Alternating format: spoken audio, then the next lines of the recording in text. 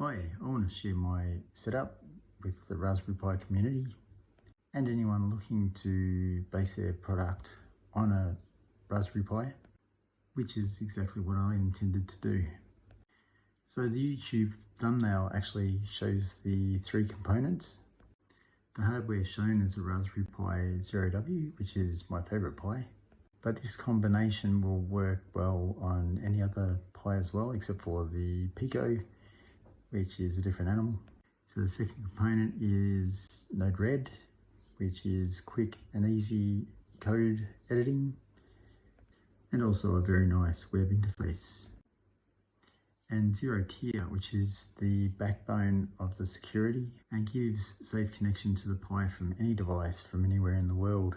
I will show you each component ties together to create a very easy to use but also very safe solution. So let's get started. So the first link I will leave below is how to load your Raspberry Pi SD with the latest OS using the Shift Control X key binding. So I'll be using Buster Lite Legacy Edition, just because Bullseye has camera issues currently. So the first thing I really want to show you, and if you only take one thing away from this video, I hope it's this: encrypt your Wi-Fi password. It's too easy to just pull the SD card out of your Raspberry Pi. It'd be even worse if you sold Raspberry Pi as a product and your customer got hacked. Call your lawyer.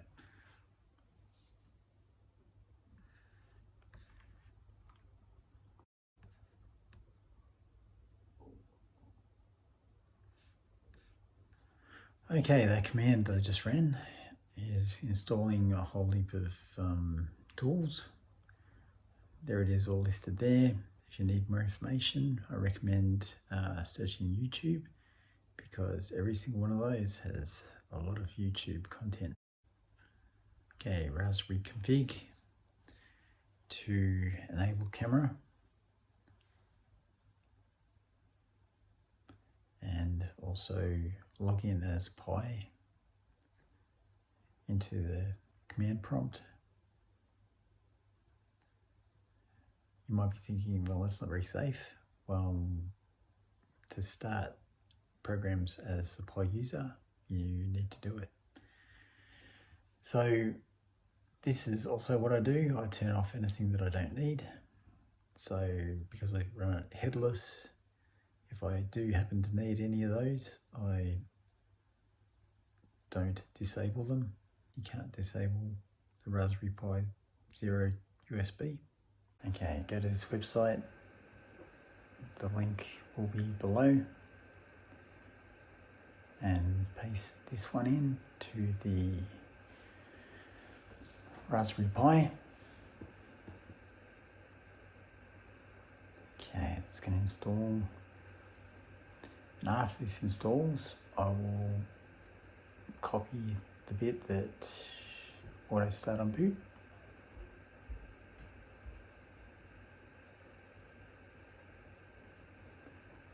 That's done. Okay, now I've gone into the Node-RED folder and am manually installing Node-RED dashboard, 2 timers, 1 logic node. There's a few OS nodes there, and also the Google Cast node.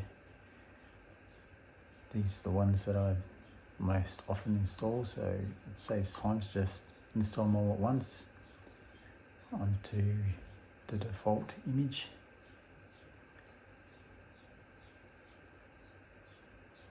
Okay, that's done. Next is to allocate the memory. So Node-RED generally uses quite a bit of memory, so to suit the Pis, it is got a limit. So 256 is the recommendation, but I actually do 80 for the Raspberry Pi Zero W because the memory is so limited. So with all that all done, okay, IPA gets your IP address. So you add port 1880 and paste that into your browser, gives you the Node-RED flow editor. So I'm going to show you the graphical way to install nodes. So these are the ones, most of those I installed by the command line. Okay, now search for dashboard. There it is there, and it shows installed. I'll search for one that I haven't installed yet, Big Timer, which is fantastic. I fully recommend checking that out. Okay, here's a project I want to show you. This has been running for years on the stack I am demonstrating. So Node-RED, Zerotier, Raspberry Pi Zero W. So it's running on a 12 volt, my old car battery, solar panel to charge it all up. Even throughout winter, it still runs perfectly. So it's got water solenoids on the outside on this version, because the earlier versions it was all internal, and yeah, leaks are bad. I've slowed it right down so I've got time to talk about it. So the black box is the charge controller. The blue is the relay board.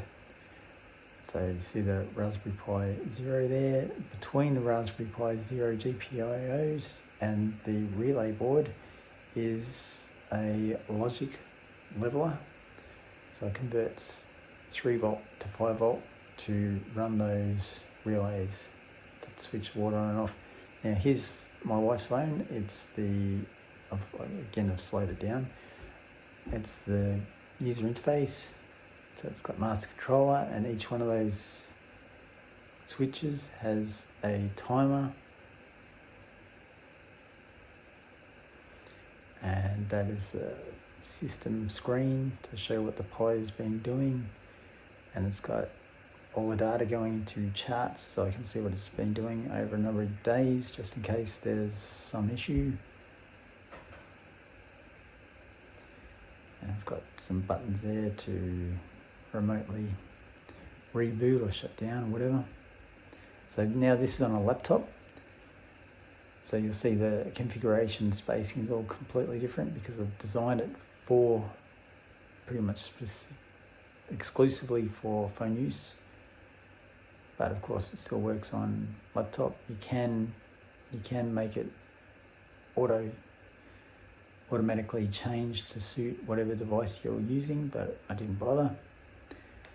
So the system, you'll see it's not all in one column like it was on the phone. It's all side by side because it has space. So that's the user interface side of it. Okay, now this is the flow editor. So each one of these tabs is a tab for the dashboard. So this is sort of behind the scenes in the flow editor. So you'll see the orange nodes, that's the exec nodes, and their Linux commands, and they are initiated by the grey boxes, which are inject nodes. And I've got them at different time intervals. You'll see there, and the blue nodes are dashboard nodes. So they all go to either charts or gauges on the dashboard. So this is the master with the individual switches, and these are the timer pages for each of those. Okay, this is someone else's dashboard, Node-RED dashboard. You'll see that it looks much different to the default Node-RED dashboard. This has got a lot of CSS.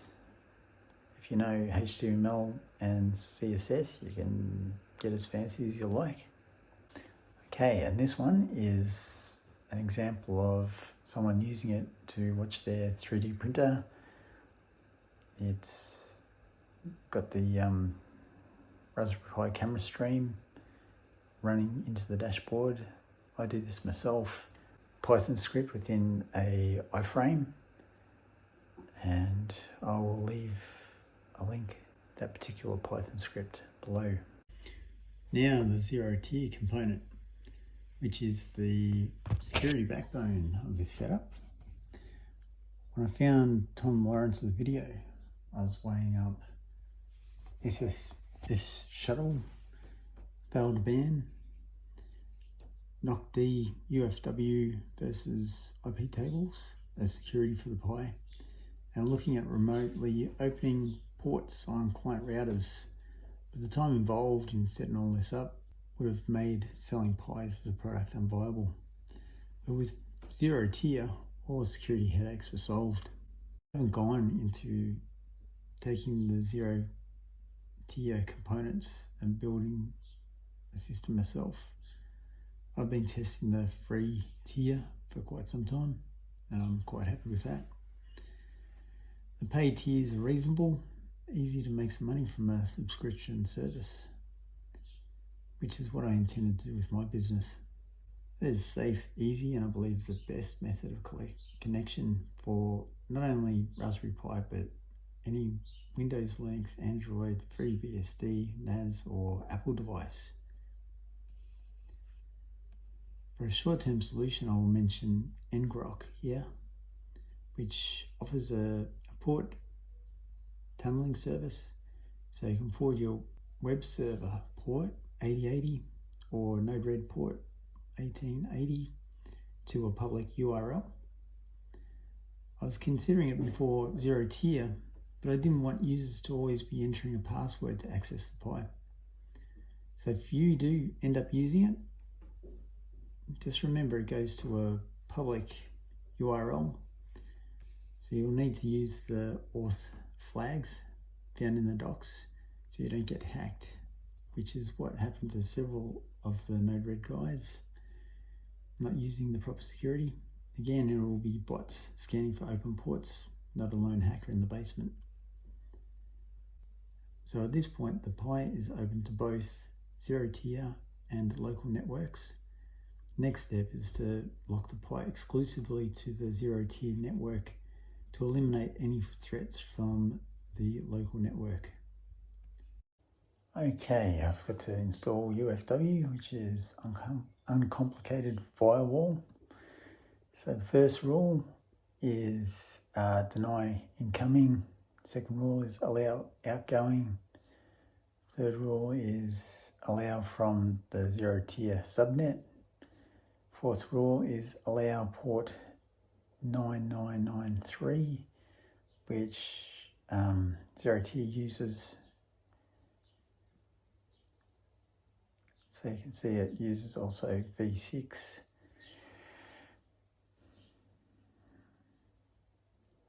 Okay, logging off and enable UFW, and there is the summary. So I'm just using netstat to show the open ports that are listening. So it doesn't really change what ports are listening. It just allows the subnet to connect and also to port 9993. So this here is an example of trying to connect via the local network IP address from a computer that's not hooked up to the Zerotier network, just to show you that it just hangs, doesn't acknowledge the connection at all. Same when you're trying to SSH. I thought I'd give an example of running that streaming Python script within Node-RED in an iframe. So I had to I just tested the camera worked. That is outside my very dirty window. Okay, I realized that I hadn't put the Python script into the Pi, so I've SFTP'd into it, and it's as quick as that.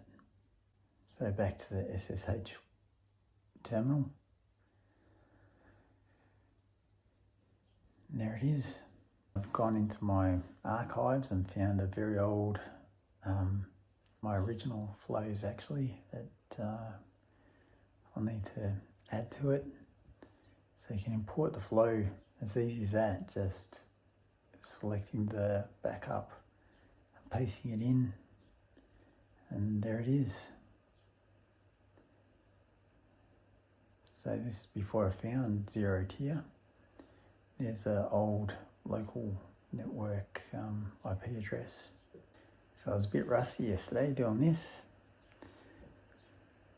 so I couldn't quite remember the command. So I'm connecting a inject node to an exec node to initiate the Python script. Node-RED actually wants you to use the full path to the file, so this wasn't going to work.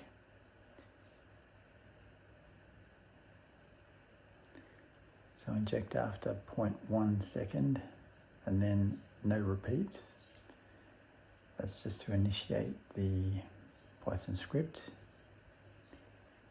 which at this point has no hope of working. So the only difference between the flow page and the UI page is the addition to the end. It's on the same port, you just need to delete flow and add UI. I'll open that up in a new tab. So it sees the buttons, but the iframe isn't working currently because I've made a few mistakes. So I'll paste in what's in the buffer, delete the irrelevant bit. This stream works on 8000, port 8000. I remember the correct command, so I'm just putting it straight into the SSH session to test it out.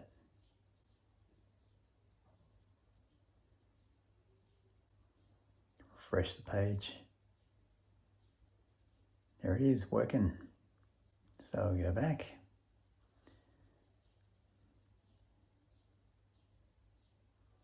Notice this when I push that it actually gives an output of the IP address that is connected to the stream. So you could in fact use that as a log of who has connected to the stream. You could even put it onto its own log page in the UI. I send it to dev null because I don't actually use it usually, but you might decide to. You need this particular command to allow Node-RED to use the Python script. So now it will actually work. There it is, working. So that particular flow was what I used for a product where I had the camera within a light and it had 8 legs giving mains power through the 8 legs. So I called it Squid Cam. Final step, I'll lock it down and make it all read only, so that way it can't be corrupted. So it also means that you can't write to it. So just here, I'll just show you an example. I've rebooted it after I've put the overlay on it, made it read only. So I can put a file on it, but it's only temporary, because if I do a reboot and run ls, it's not there. So it's made the system read only. If you didn't want to write on a read only system, you could always write to a SD. I used the solder pads back there, but I wouldn't put it to a USB socket. I would solder it directly to the USB drive to just go to this page which is just purely the camera stream. The port is 8000. I generally used to use it if I needed a closer look at something. Alright, well that's about it. Thanks for watching. It was a much longer video than what I planned to do. So I've given you an example of Raspberry Pi locked down using a secure network, and also incredibly easy code editing. I hope you find it useful. Thanks.